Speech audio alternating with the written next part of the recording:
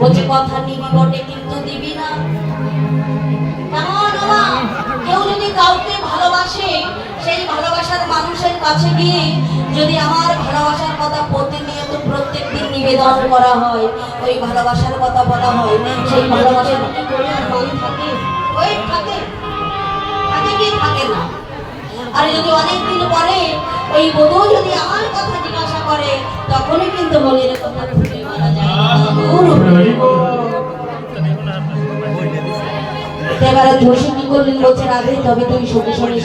হ্যাঁ, আমি দেখে আসি বনে কারণে বনে বনে শ্যামাছি। দুটি দাদা জীবনে গেলেন কিন্তু কৃষ্ণকে খুঁজে পেলেন না, যমুনা পলিনে গেলেন কৃষ্ণকে খুঁজে পেলেন না। আমার ভগবানের দর্শনে পাওয়া তো মুখের কথা নয়, ভগবানের দর্শনে পেতে গেলে সকলকে যে নয়নের যারা প্রেমাস্ত্র দ্বারা দিতে হবে। তাই তুলসী কাঞ্চার বলছে, একবার দেখা দাও হে ও গিরিধারী।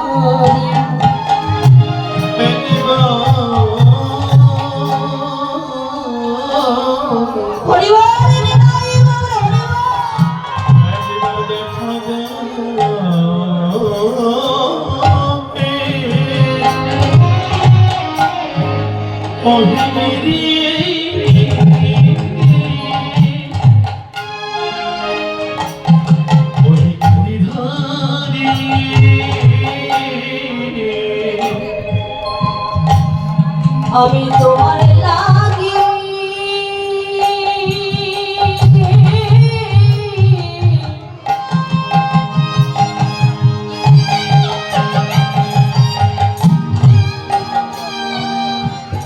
আমি এসেছি গো,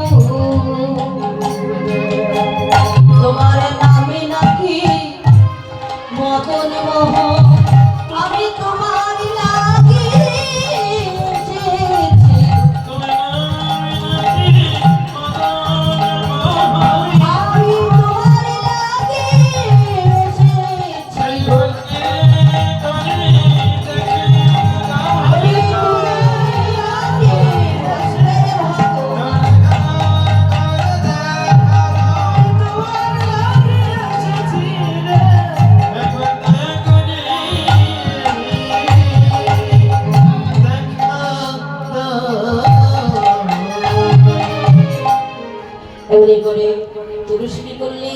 ভগবানকে খুঁজতে খুঁজতে দেখলেন রাধা পণ্ডিতের উপরে শ্যাম আছে, কিন্তু রাধারানী বলেছে যেন কথা নিবি কিন্তু কথা দিবি না।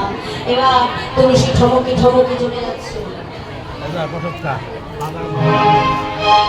তুলসী ঠমকে ঠমকে যাচ্ছেন। আমার ভগবানের পিছন থেকে ডাকবেন, তুলসী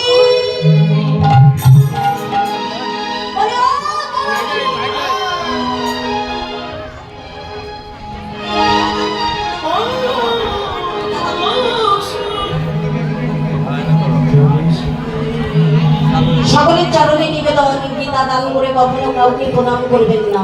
নেতাই গৌর হরি বল হরি বল। একটি গীতা 100 টাকার একটি ফল দান করলেন, দান আমি মস্ত মুক্ত হস্তে মাথায় তুলে নিলাম। নেতাই গৌর রাধে রাধে। এবার ভগবান ডাকছেন, তুলসী তুলসী রে একটিবার আমার কাছে এসে দেখি। কিন্তু তুলসী শুনেও না শোনার ভান করছে। ভগবান একবার নয়, দুইবার নয়, তিনবার ডাকলেন, কিন্তু তুলসীর কোনো সাড়া না।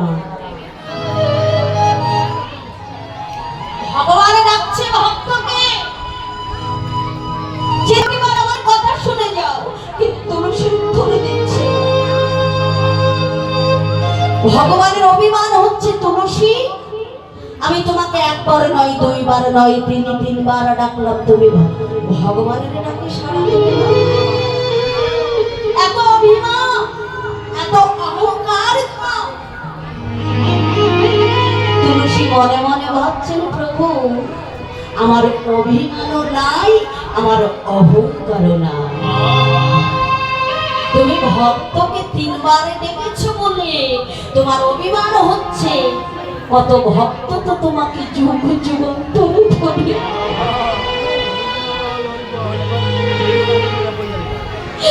কত বৈষ্ণবী, কত স্বামী, কত ত্যাগী, কত যোগী,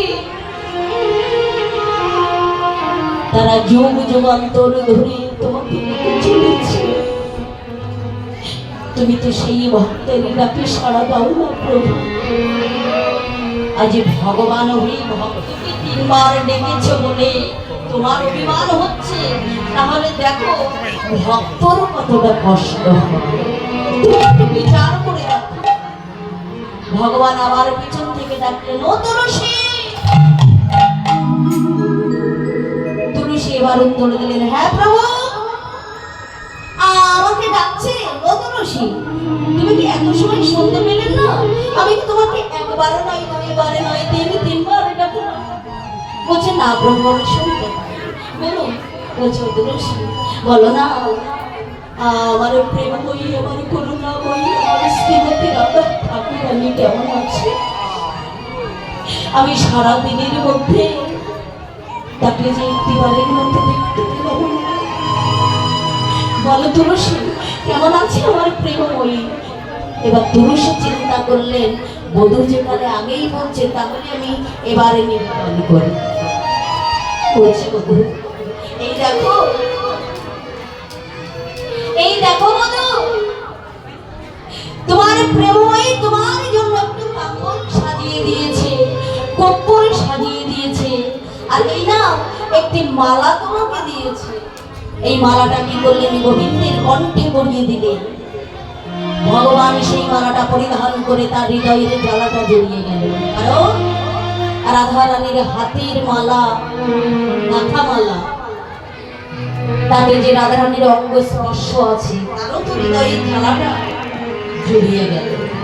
এবারে যে মালাটা পরিয়ে দিলেন, মালাটা অমনি তুলসী কি করলেন? পুনর্বার খুলে নিলেন। যেই মালাটা খুলে দিলে, তুলসী বলছে, ভগবান বলছে, তুলসী তুমি মালাটা খুলে নিলে যে? প্রভু আমি তো মালাটা প্রসাদী করতে এনেছিলাম। বলছে আমি কিছু বুঝতে পারছি না। প্রভু এই মালাতে যে তোমার অঙ্গের স্পর্শ থাকবে, ওই মালাটা আমি এখন রাধা কণ্ঠে গিয়ে পরিয়ে দেব, তাহলে তারও হৃদয়ের জ্বালাটা জুড়িয়ে যাবে। তার গৌর হরি বল। বলছে শোনো, সংরক্ষ পেও না। আজ মধ্যাহ্নকালে তুমি নবব্রাহ্মণের বেশে ওই সূর্য মন্দিরে আসবে। ওই সূর্য মন্দিরে আসিলে আমি রাধা রানীকে সূর্য মন্দিরে নিয়ে এসে তোমার সঙ্গে একটা বারের জন্য মিলন ঘটিয়ে দেব। তাই গৌর হরি বল। আরে এই কথা থাকলো। আর এদিকে তুলসী আমার জমিলা ভবনে ফিরে গিয়ে, রায় মন্দিরে গিয়ে বনের সকল কথা বললেন। আর বলছে, রাধে আজকে তোর ছলনাকে আশ্রয় করতে হবে। এবার যেই রাধা রানী আমার আকুলি ব্যাকুলি হয়ে ক্রন্দন করছে,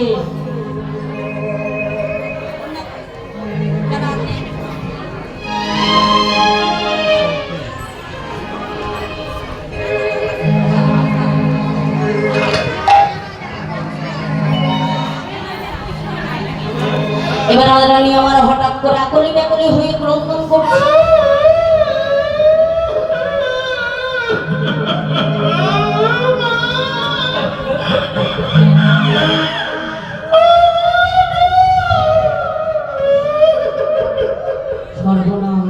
এটা খারাপ না, এটা আমার বৌমার কথা বলে বলা হচ্ছে।